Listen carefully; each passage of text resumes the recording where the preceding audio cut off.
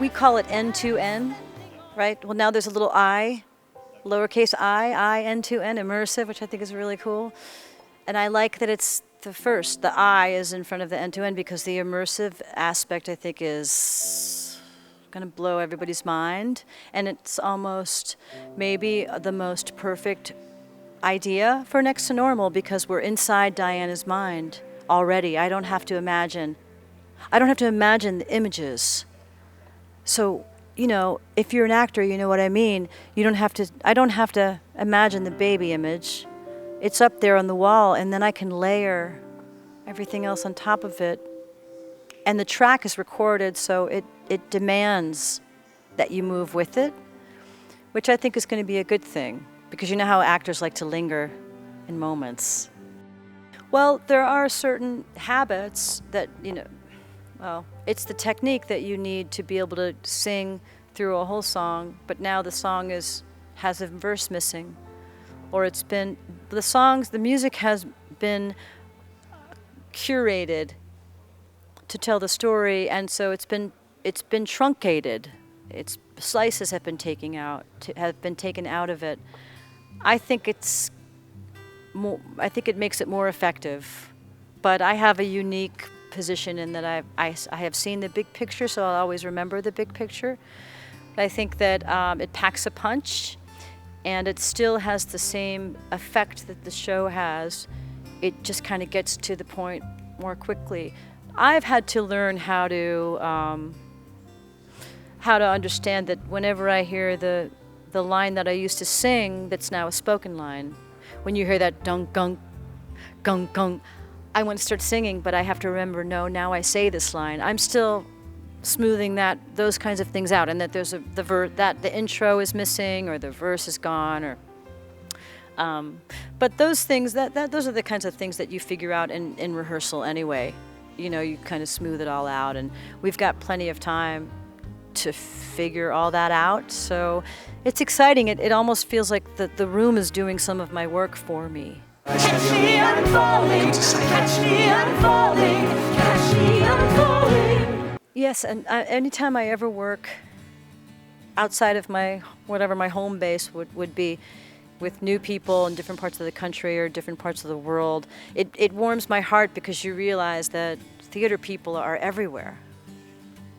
And they love the theater, and they want to learn how you do theater, and you want to learn how they do theater. So I was thinking that being in Barcelona is a really good place to start for me as an actor, because this place here brings out warmth. I mean, caliente, actual warmth, like calor, but also the warm hearts. And the people here seem to be content with their lot, and they seem to be minding their own business, which I like that combination, but with warmth. So that's going to mean that I have already, when I wake up in the morning, I have that in my heart. And I go down to the beach and dance under the sun and do Tai Chi, and nobody looks at me like, you shouldn't be doing that. No, nobody cares. And I find that incredibly liberating, because I don't think I've ever experienced that anywhere else. And so as an actor, your instrument is your body. So my body is feeling liberated, it's feeling warm, it's feeling happy, and like I'm okay here doing what I'm doing, and people aren't telling me you can't do that or that's not right. That's a great place if you're an actor, you know what I mean. That's a great place to start out in the beginning. You kind of started at a higher playing field, just as a baseline. And it has everything to do with Spain and Barcelona. I'm not sure it would be the same if I were in another city or another country. I think that this is a perfect place to start here. And it's also passion and emotion, which is that's the show. We haven't really had an audience yet, but it seems, we just got in this room a few days ago. It seems like it's going to be better than ever, because the room does some of the work for us. When the audience sits here, they already know they're inside something. They're not sitting.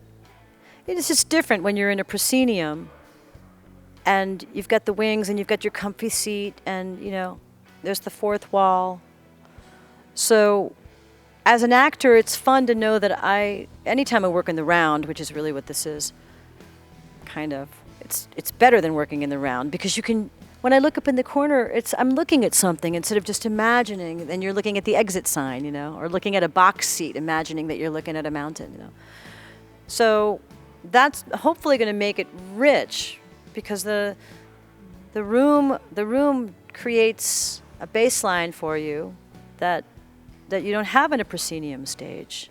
Not just for me, but for the audience too. And it seems to be not just the images, but the sound and the movement of the images. They all seem to be working for the better, to make the show better than ever. And as far as I didn't really answer your question earlier about the cast. I mean, working with these people they're all awesome. I mean, I'm kind of floored by the talent, and it's a beautiful thing to know that these people and these actors from different parts of the world are coming together for a show like this. Because Next to Normal, I think the idea behind it is everybody has pain. It's universal, and it doesn't change just because you speak a different language or eat a different kind of food, and so it makes sense that we would have an international cast. So it feels so right to have Andy as Dan. He represents the Latin version of Dan, and I'm really enjoying that because it's giving me a little more spicy Diana. A little more spice. Mountains make you crazy. Here it's safe and sound. My mind is somewhere hazy. My feet are on the ground. Well, there are definitely, it's dark humor, the show. And there are some incredibly bright moments. The last number is like watching a sun come up and staring into it. It's so bright. And there are funny, there's a couple of funny moments. But the show, Next to Normal, will surprise you. So that's the thing that I think you might not get from another musical. You might predict what's going to happen and be right every time. I mean, that's one of the reasons why I like standard musicals. But Next to Normal surprises, even the people that know the show, it surprises them because I feel similar to when I did the Rocky Horror Show. I remember thinking when the audience arrived, it was like the final cast member. With Next to Normal, it feels that way too. The audience participates in the world that we're creating. They are part of that world, and that's different than most musicals. So it's going to surprise you. That's maybe the thing that's the most significant when you compare it to a standard musical, but it's still musical theater.